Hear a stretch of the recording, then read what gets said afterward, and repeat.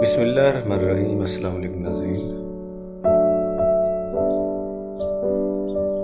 آپ نے اکثر سنا ہوگا کہ فلاں شخص کے ساتھ نیکی کی لیکن اس نے آگے سے اس نیکی کا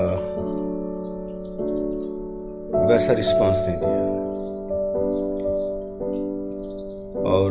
اصل میں انسان جب کسی کے ساتھ بھی احسان کرتا ہے، اس کے ساتھ اچھائی کرتا ہے، تو پھر توقع رکھتا ہے کہ آگے سے جواب بھی اچھائی کا ہی ہوگا، بھلائی کا ہی ہوگا۔ لیکن اکثر ایسا ہوتا نہیں ہے، اور اس کی سمجھ بھی نہیں آتی۔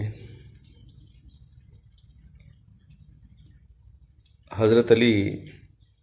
رضی اللہ تعالی عنہ کا قول ہے کہ جس پر احسان کرو اس کے شر سے ڈرو۔ تو گویا ایک کلیہ، ایک ضابطہ طے ہو چکا ہے،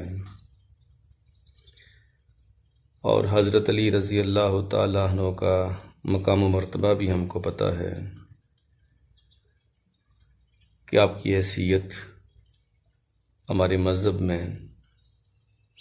کتنی اعلیٰ و عرفہ ہے، کہ آپ صلی اللہ علیہ وسلم نے فرمایا، اس کا مفہوم ہے کہ اگر میں علم کا شہر ہوں تو علی اس کا دروازہ ہے۔ تو اب یہ قانون، یہ ضابطہ جب طے ہے، جب کلیہ ہمارے سامنے ہے، بالکل ویسے ہی جیسے ہم کو پتہ ہے کہ 2 + 2 = 4 ہوتے ہیں، اسی طرح یہ کلیہ قاعدہ بھی طے ہے کہ جس پر ہم احسان کرتے ہیں اس کی طرف سے جواب میں احسان نہیں ہوتا۔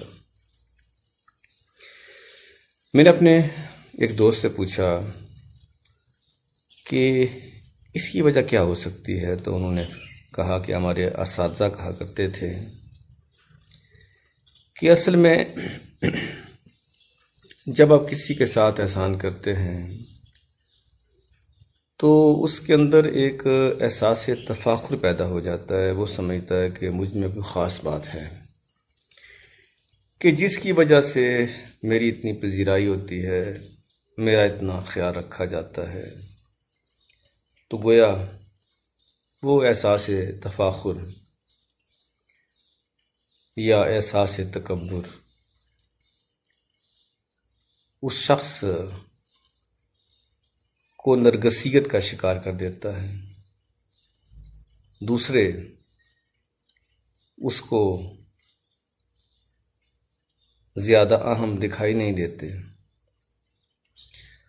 اور اس کے نتیجے میں دوسروں کے ساتھ اس کا رویہ بھی اتنا مثالی نہیں رہتا۔ اب اس کا مطلب ہرگز یہ نہیں ہے کہ آپ دوسروں کے ساتھ احسان نہ کریں، اس کے ساتھ بھلائی نہ کریں۔ ضرور کریں کہ زندگی اسی جذبے کے ساتھ منسلک ہے، جس قدر آپ نیکی پھیلائیں گے، دوسروں کے ساتھ احسان کریں گے، اسی قدر آپ انسانیت کے اعلیٰ مدارج طے کریں گے۔ اور یہ بات بھی طے ہے کہ بعض اوقات، بلکہ اکثر ایسا ہوتا ہے کہ جس سے آپ نے نیکی کی ہوتی ہے وہ تو آپ کے ساتھ اچھا رویہ نہیں رکھتا، لیکن جب آپ کسی مصیبت میں گرفتار ہو جاتے ہیں، کسی مشکل میں ہوتے ہیں، تو ایک ایسا شخص، اور بعض اوقات اجنبی شخص سامنے آتا ہے اور آپ کے ساتھ احسان کر جاتا ہے۔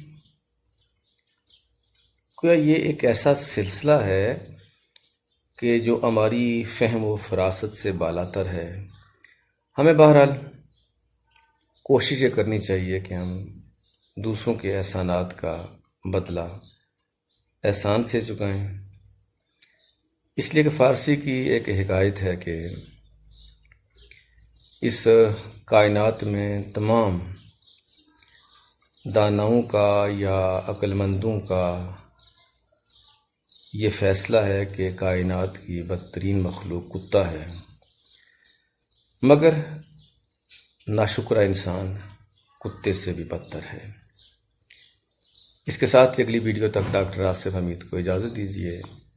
تب تک اللہ حافظ۔